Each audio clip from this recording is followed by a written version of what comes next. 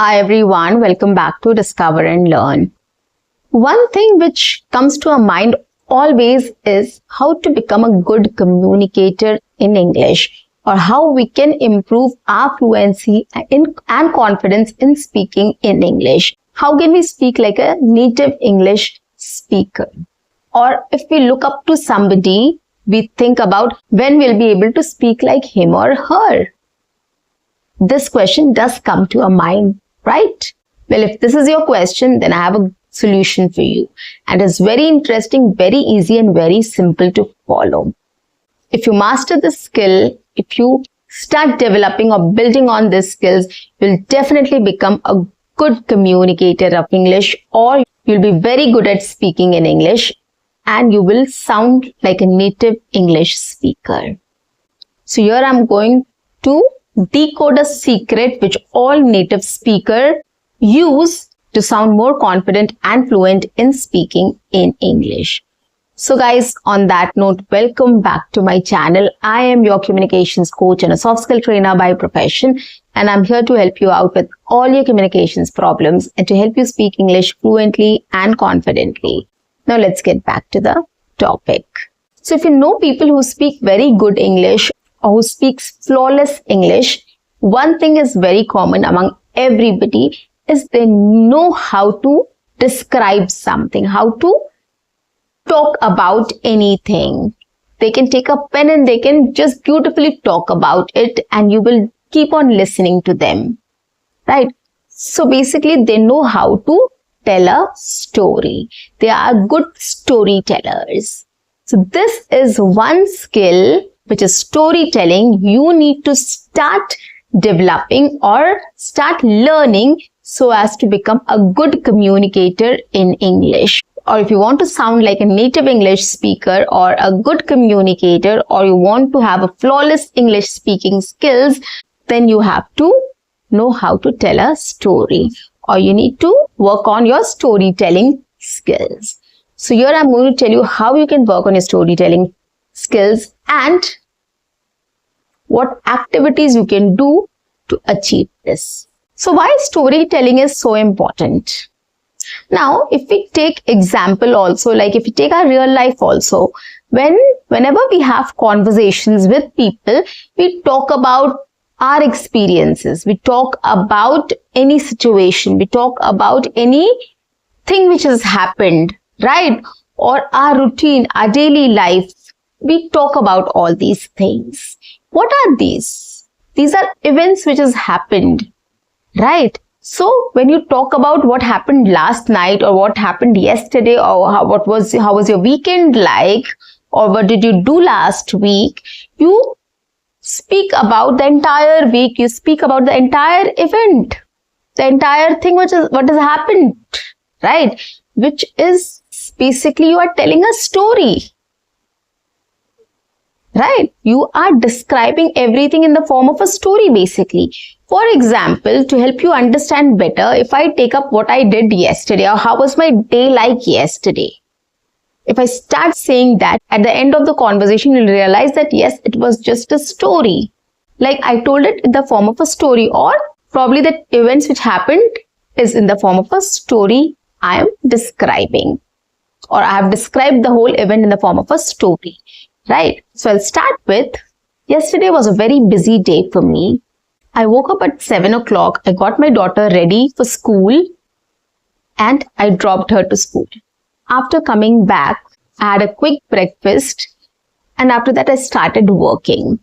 Again at 12 o'clock, I have to go to my daughter's school to pick her up. So I went there, I picked her up, I came back. But after lunch, I had to go out for some meetings. So I quickly had my lunch and I went out for meetings.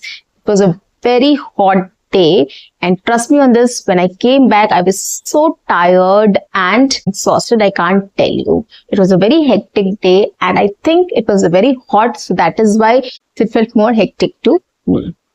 So this is how I described my entire day, what has happened yesterday. Okay, so basically I just thought about what happened yesterday and I spoke about the entire thing in the form of a story, right? I described the entire thing from starting to end. So most of the times we do this. We describe something, we think about something and we describe it. Whether it is a real life experience, whether we have heard it from somebody else, we do talk about it in this way. We describe it. But if I start describing it randomly, it will not sound good, right? Whatever I have described previously, if I start describing it in a random way, it will not sound good. I'll give you an example. Let's talk about it. Yesterday, I had to pick up my daughter. I also took her to school yesterday. I had a meeting in the afternoon after lunch, so I quickly wrapped up my lunch and my breakfast was also in a hurry because there were a lot of things lined up. So after the meeting, when I came back home, since it was a very hot day, I was very tired and exhausted. Okay, so this doesn't sound good, right? I spoke about that I have to pick up my daughter, and then I said that I also dropped my daughter to school, and then I spoke about my afternoon meetings and lunch and then breakfast also. So it doesn't sound good. Native speakers know what to say. So whatever event you are talking about, you have to start from the beginning and you have to talk in sequence till the end. That is what a story is, right? The story starts with something. It has a plot or a storyline and then the ending. So that is how you have to speak. You have to describe anything. This is what you have to start developing. You have to speak about anything since beginning to end. Don't mix everything up. Okay. Now, what are the activities which you can start doing to develop this skill of storytelling? As I told you, any event which has happened to you, anything which you have done, you can take your day, right? What has happened the entire day? You can talk about it.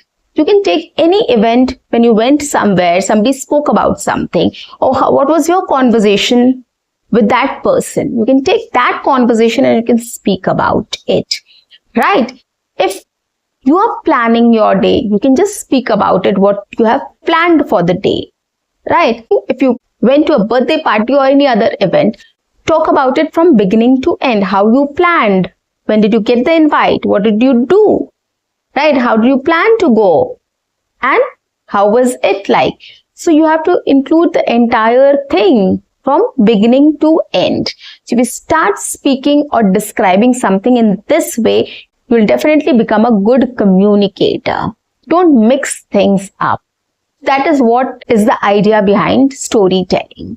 Okay.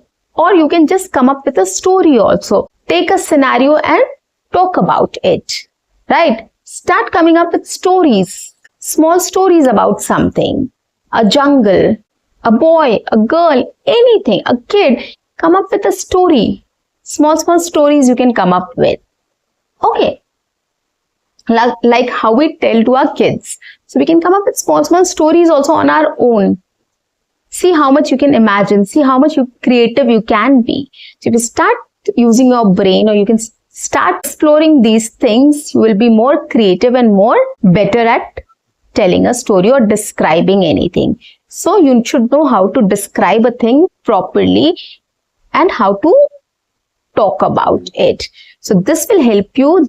These methods, these activities, will definitely help you to speak in English in a better way, in a more organized way, like a native speaker.